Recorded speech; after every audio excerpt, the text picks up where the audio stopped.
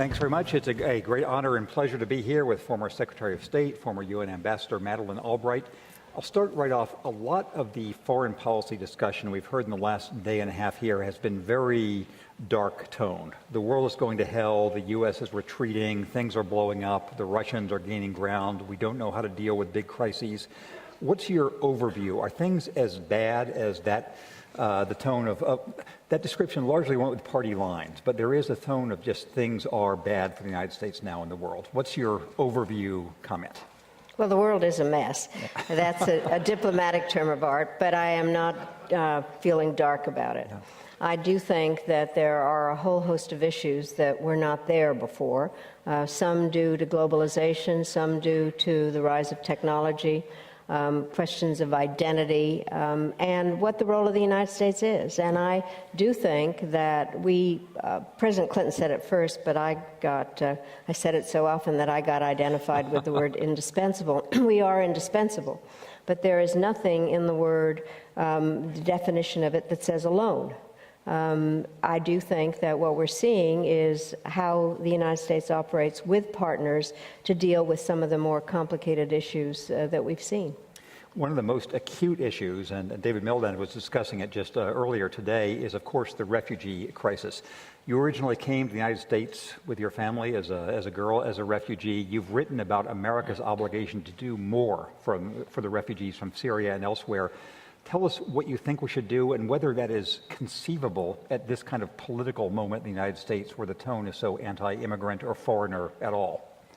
Well, I do think we need to do more. I think the United States is, as the Pope reminded us, a country of immigrants, where I think people are very grateful to come here. I know I am and will always be. I always describe myself as a grateful American.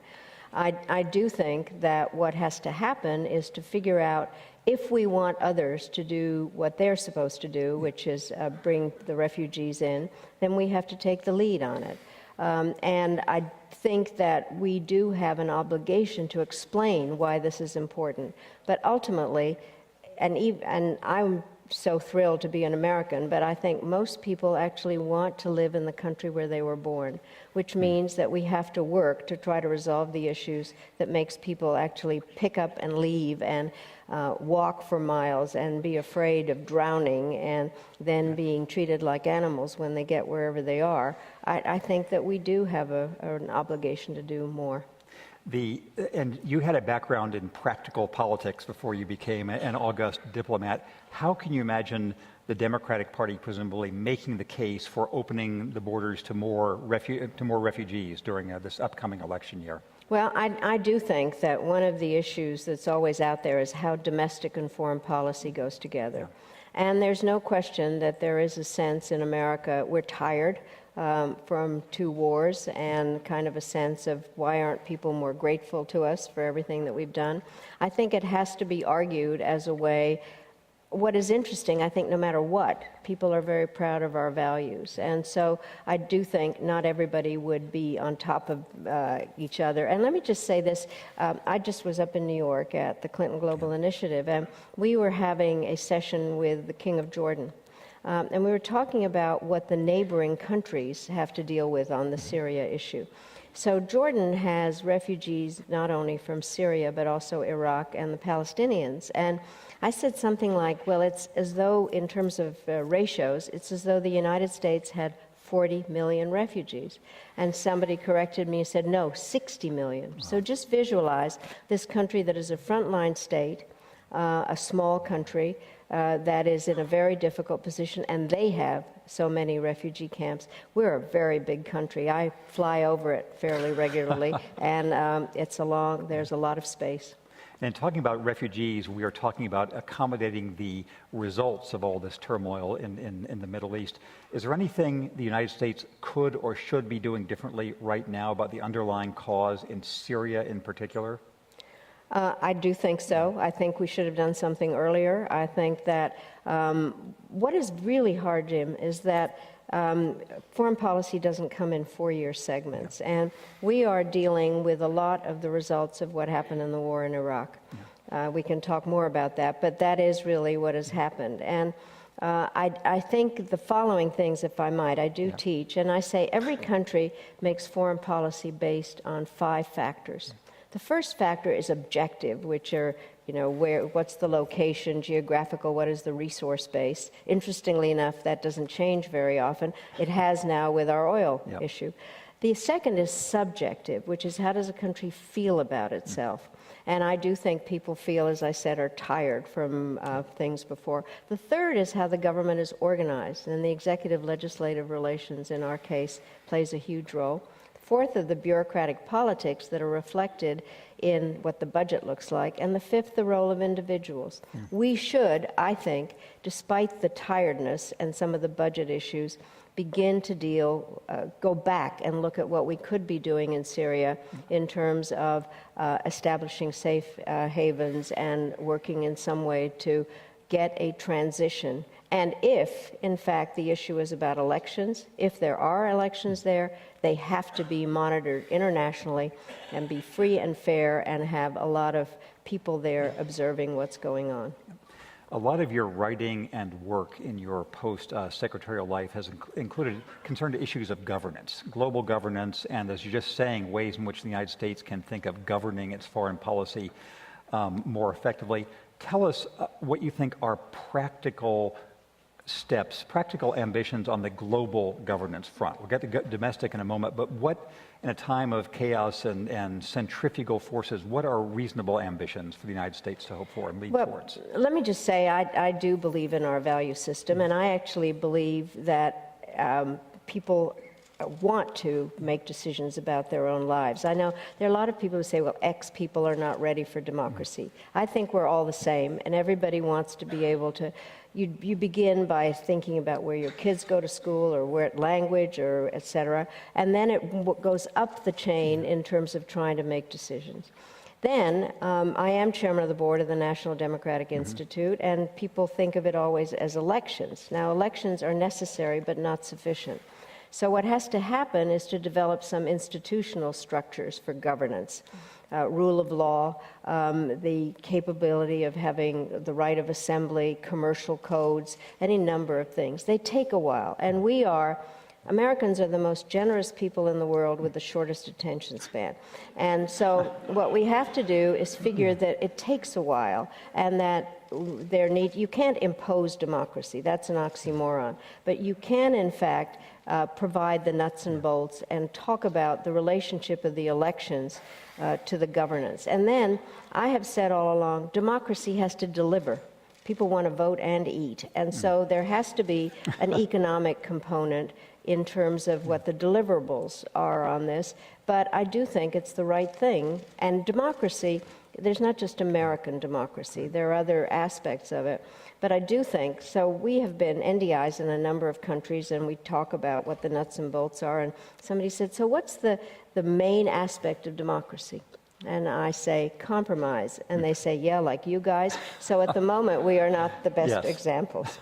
And that's the next thing I wanted to ask you. As I've lived outside the United States for a long time, and when I come back here, I'm always impressed that the U.S. is so robust in so many ways except national-level governance right now. You were talking earlier about your days as Secretary of State where Jesse Helms had an affable working relationship with you. Can you describe a little bit more about that and how you think we would recapture the golden age of Jesse Helms in our... That's really... People will not believe this. If I might tell you what happened, I was ambassador at the UN, and I get a phone call from him saying that I had been invited to a college called St. Mary's College in Raleigh, North Carolina, that was celebrating its bicentennial. And I thought I actually could get out of it by saying, yes, I'd be happy to do it if you come with me. So he calls me back, and he says, I've rearranged my schedule, I'm coming. So one of the things that happens, if you are invited by somebody and they're supposed to introduce you, they're not going to say you're a complete jerk. So then he invited me to come to his alma mater. And I was actually asked questions about the United Nations and the Chemical Weapons Convention and various issues. But what had happened was we had been driving around North Carolina at first looking for barbecue places, and he was kind of bionic with artificial hips, and we're getting out of the car, and I'm hanging on to him. and all of a sudden there was a picture about the odd couple. But we disagreed on many, many things. But he said to me when I was named as Secretary of State, Ms. Madeleine, we will make history together. And he was very, very instrumental in terms of NATO expansion, any number of different aspects. We did disagree on things, but I think we saw what it was like to represent America in some way, either in Congress as chairman, he was chairman by then, and as secretary, and we found things to agree on. And I think it is, go back to my 5 factors, I think we have to get some bipartisan support for foreign policy. You have standing to speak on this, the rest of us don't have, of what it is like actually to conduct diplomacy when the sort of surface level tension in Washington is so great. Has it made an actual difference in how the Obama administration has been able to carry out its foreign policy, that domestic politics are so divided now? Well, let me just say, I have always been a believer in the interaction of domestic and foreign policy. Now, I have been an advisor to many presidential candidates, and often foreign policy isn't important, and I used to do this to make myself more important, to say domestic and foreign policy go together, but they really do, and I think it's important for us to recognize that. I have just been in New York, and I met with a foreign leader, and this foreign leader actually said, we don't understand when we see you as more monolithic in the views, and when some member of Congress says something totally outrageous, I think you had one of them here, that basically they don't understand. They think that it's somehow all connected. The other part is that I do think, as a democracy, we do have to explain our foreign policy to the American people. You can't have a foreign policy without domestic support. And I happen to believe that Americans are better off when the United States is involved, is respected, and understands that we are the indispensable nation.